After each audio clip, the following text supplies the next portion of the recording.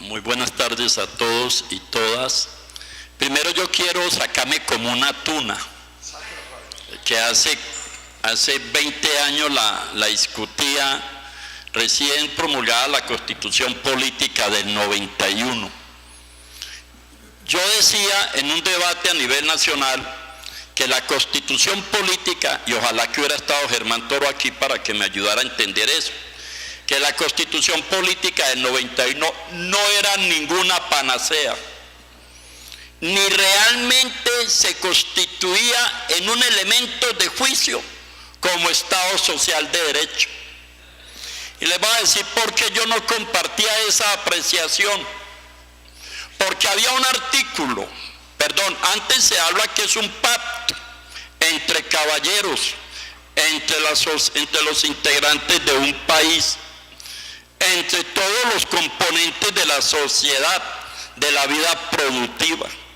Y entonces yo no entiendo cómo en la Constitución Política del 91 aparece un artículo, en este momento, porque me tocó improvisar, no recuerdo el artículo, pero decía textualmente que el Estado podría prescindir de sus servidores públicos cuando no lo requiriera. Así lo dice ese artículo, no recuerdo el número, ojalá alguien me contribuya en eso, y yo creo que Elvira podría servirme en eso. Y efectivamente les tengo que contar esto. Ese artículo lo debatía porque no me convenía como trabajador colombiano. Es que nadie va a patar la muerte, nadie va a patar que lo boten del cargo, que le cierren la empresa. ¿Quién va a patar? No es que a través del empleo yo puedo comer, dormir, educarme. Háganse lejito, compañeros, y le agradezco. Entonces, yo no podía compartir ese artículo, y le agradezco, sí, tiene toda razón el compañero de Calarca. Yo no podía compartir que ese artículo fuera dentro de la Constitución Política del 91. ¿Y cómo les parece que cuando asumo la presidencia de la Central Unitaria de Trabajadores hace 13 años, precisamente para el terremoto de 1999 que me tocó asumir la dirección de la CUT, me encuentro que escribo otro artículo para el periódico y para Caracol, en una entrevista que digo, ¿y dónde van a parar los trabajadores de Colombia?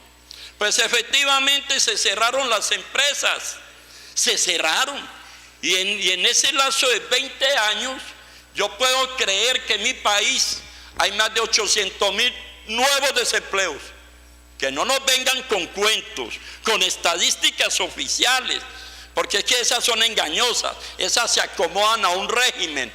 Esa es la realidad concreta histórica de mi país.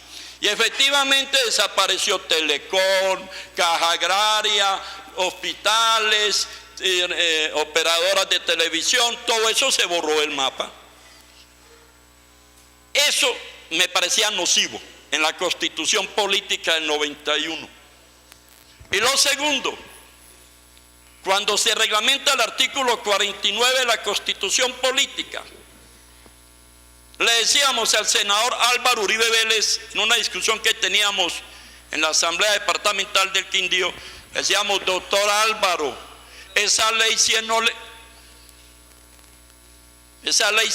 sirve al país. Esa ley 100 no le sirve, doctor Álvaro. Nos paramos y se lo dijimos en la cara en la Asamblea Departamental ante quienes vinieron a esa comisión del Senado. Doctor, no aprueben eso, que esa ley le sirve a ustedes, que son los que tienen plata. Ustedes que se ganan 20 millones en el Parlamento, ustedes que tienen capitales, extensiones de tierra y fábricas y todo, pero a la inmensa mayoría de los colombianos no nos sirve. ¿Por qué no nos servía la ley 100? Que en eso no era la ley 100 porque apenas estaban en el debate, porque la ley 100 infringía aspectos universales del humanismo, no era integral, no era uniforme ni era solidaria. Y hoy, con todas las EPS que tenemos, con todas las entidades que nos venden los servicios de salud a los trabajadores, ninguna nos presta la atención que nosotros requerimos, sino tenemos que estar efectivamente estableciendo las acciones de tutela y demandando a las empresas. Y se burlan del usuario porque somos clientes, no pacientes. Pero además teníamos otra precisión sobre la constitución política. Sobre la constitución política nosotros decíamos lo siguiente: acaba con la educación pública. Y ya ustedes saben que el actual presidente de la República, que era ministro de Hacienda, que nos había hablado de macroeconomía aquí en un congreso de economistas en el Quindío, le hizo pistola a 3 millones de colombianos y recortó el presupuesto para la educación. Por eso ustedes se encuentran hoy en día profesores con 50 alumnos y los rectores se acabaron los psicoorientadores. De eso no nos podemos olvidar los colombianos. Y salió el presidente, el senador es el ministro de Hacienda, y le hizo a 3 millones de colombianos desde la tribuna, le hizo así. Yo en esto quiero salvaguardar mi interés y quiero salvaguardar mi respeto a la diferencia, pero a mí no me preocupó nada el chiste que echó aquí el señor, o el chiste que no, lo que se dijo en planeación sobre si era el Viagra o no para parar proyectos. Pero la otra cosa que hay que decirle a la ciudadanía quindiana es que, por favor, no todos somos perfectos y cometemos errores, y que se investigue por qué no solamente ese convenio que estaba pensado establecerse con diálogo democrático se frenó o no se llevó a cabo, y por qué 100 proyectos más también quedaron por fuera del evento. Sí, se puede medir en lo que nosotros llamamos eficacia, eficiencia en el servicio público. Y eso, yo quería plantear eso, pero voy a entrar ya a mi lectura. Voy a hacer una lectura de periódicos, no, porque no, la ley 1450, la cual voy a hablar ahora, me dijeron en el Consejo Territorial, es generalidades, no vaya a citar, no vas a poner a leer artículo por artículo. Y le diría a mi compañero que me dijo que no leyera artículo a artículo, que la ley apenas salió el 16 de junio, lleva menos de un mes y tiene 276 artículos que nadie lo va a leer. Perdón, voy a continuar. Me voy a continuar. No, ahí está la ley, pero voy a hacer normas generales. Introducción. Me es grato participar en este evento que para mí debe ser de carácter pedagógico, donde seguro se obtendrán sabias enseñanzas que servirán para el futuro de nuestras generaciones. No pensemos en nosotros, pensemos en los que vienen detrás de nosotros, en nuestros nietos, que van a tener un buen país. Así debe constituirse este quinto encuentro departamental de consejeros territoriales de planeación, y donde se visualizará la construcción de Estado social de derecho en honor a los 20 años de la Carta Magna de nuestro país. Algo de historia. Perdón, yo decía, es un recorrido y soy representante de la CUT Quindío, como algo de historia. La inteligencia del pueblo colombiano en su voluntad política, entre comillas, se ve reflejada en la parte legislativa. Caso concreto, Congreso colombiano, donde se refleja el pensar y el actuar en procura de la paz con justicia social. Y más cuando se trata de plasmarla en el Plan Nacional de Desarrollo del presidente Juan Manuel Santos. Continuador, como él lo indica, de la política de su antecesor Uribe Vélez. O sea, del fracasado modelo económico neoliberal que ha llevado a levantamientos de pueblos enteros en el África del Norte, en los países árabes, en España y actualmente en Grecia. Así lo estamos viendo, el modelo fracasó, y en esa parte rescato la intervención del doctor Absalón Machado, porque me hizo una precisión sobre eso que también tenía duda.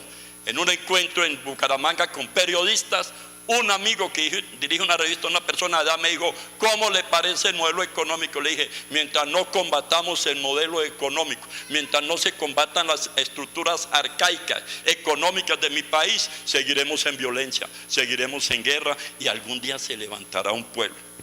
Algo de historia, eso es lo que... Bueno, el compañero o el profesor Rafael Perilla, presidente del Consejo Territorial de Armenia, me ahorra todo un cuento sobre el Plan Nacional de Desarrollo que yo no lo entendía y lo entendí gracias a la exposición suya.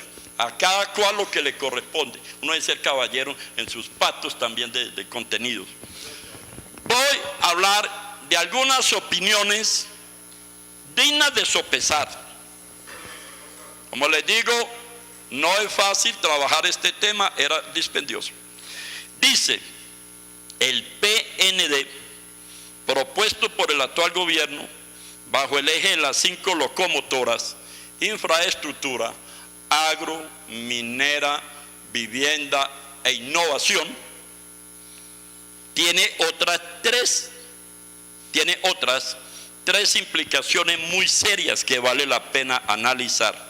Primero, la expropiación de recursos naturales bajo el eje de la explotación minero-energética por parte de empresas transnacionales que llegan a nuestro país a succionar nuestro subsuelo con este agravante, sin generar el 1% de nuevos empleos. No va a llegar al 1%. Y con la tasa de impuestos más baja de todo el hemisferio, que no cubren una centésima parte de los daños que le va a hacer al país, a la soberanía, a la sociedad. Segundo, la concesión de país que se encuentra en la idea territorial que constituye el Plan Nacional de Desarrollo se asemeja a la idea de dar al país en concesión, donde haya un centro donde vive la gente que trabaja para las corporaciones que caen desde afuera y una periferia que son los campos donde el campesino ya no puede vivir. Y ojo con las comunidades indígenas, ni el indígena creer, porque hay transculturación también, eso hay que manejarlo desde el punto de vista de la sociología también. Se legitima la gran propiedad sobre la tierra, institucionalizando el gran latifundio que ha generado el despojo a los habitantes del campo, la violencia en todo el territorio y la inequidad social por todo el país. Tercero, elemento más, fuera de las 5 locomotoras. Estamos entregando el territorio, estamos cambiando las costumbres de nuestra gente. Y el tercero, se instaura la sostenibilidad fiscal como principio de lo público, donde el derecho más importante para los colombianos, por encima de la educación y la salud, es que el gobierno gaste el dinero en sus prioridades políticas. A esto lo llaman autorregulación. Eso es lo que nos llaman a una autorregulación. Los derechos sociales se ponen en función de garantizar, muchas gracias, las 5 locomotoras. Y bajo este escenario, la salud y la educación, que hace años vienen siendo privatizadas y negociadas, se vuelve un instrumento de gobierno para vender el país. Hacer de la salud una enfermedad y de la educación una mediocridad. Y empecemos a hablar de calidad de educación aquí a nivel local o regional. La educación para el gobierno Santos debe ser funcional a las 5 locomotoras. Otra afrenta a la autonomía universitaria. Es decir, la incursión desaforada del gran capital financiero al país. No es el cuento de la autonomía universitaria como de pronto algunos lo soñamos, consejeros y consejeras. No, el problema es cuando se vincula a la universidad solamente a calificar mano de obra barata para seguir explotados por medio de las transnacionales. La autonomía tiene que ver con la ciencia y el conocimiento y con la profundización de la misma, no con el sometimiento de la cultura ni el sometimiento de la educación. Y miremos lo que pasa con la educación oficial primaria y secundaria. Para la educación primaria y secundaria se monta un único currículo donde lo que se busca es enseñar lo mínimo para crear la mano que requiere lo que bien se ha llamado la ley del primer empleo.